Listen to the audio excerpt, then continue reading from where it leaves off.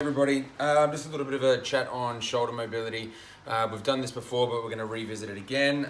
Just ways to use the ball in order to break down some of the tissues that are locking up the shoulder and preventing range of motion.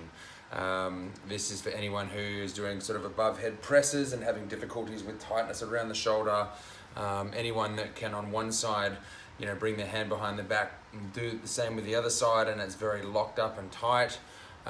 This is for the people that, in a functional position out to the side like this in 90 degrees abduction, one side rotates really well, the other side is tight and locked up. So in saying that, those are the kind of movements where you want to do a little bit of a test and retest to make sure that you've done an adequate enough job with the trigger point ball release.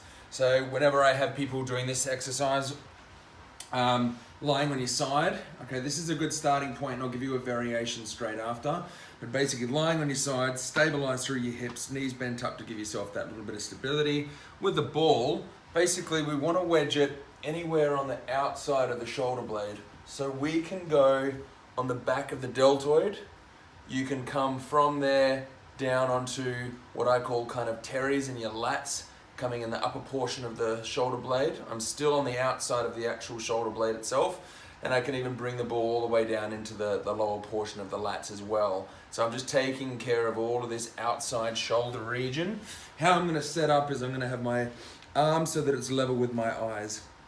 Okay, I'm gonna have this ball and I'm gonna get that ball into that position. So right now I'm on the back of the deltoid. For those that have neck issues, two choices: either if you're happy to rest your head on your deltoid or your shoulder. What I would recommend though is grabbing a foam roller, not this one for head support, but resting the head on a foam roller like this, so that we're not activating any of the muscles in our neck and we're purely just getting a nice gentle release through the shoulder.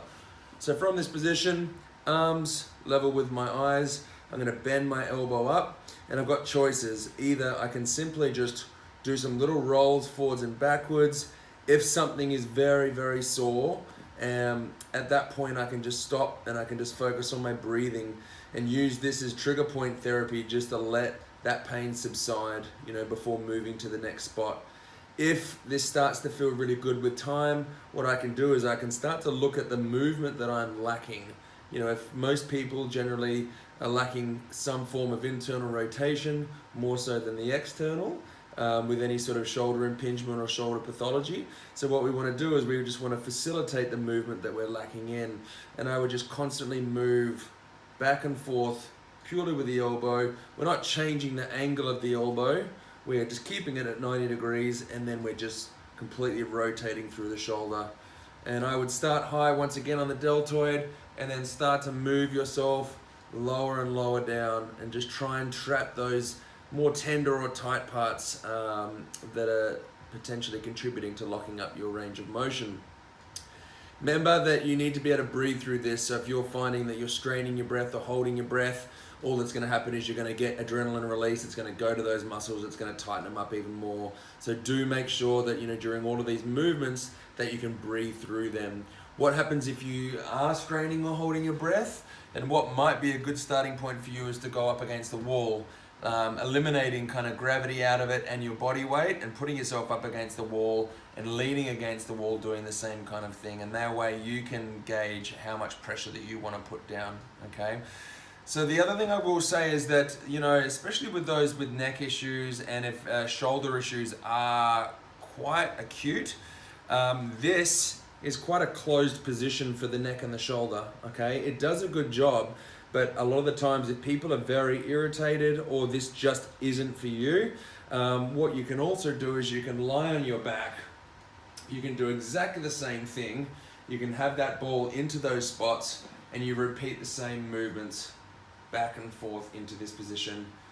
The only thing I find with this one is sometimes you can't get enough compression or enough weight down.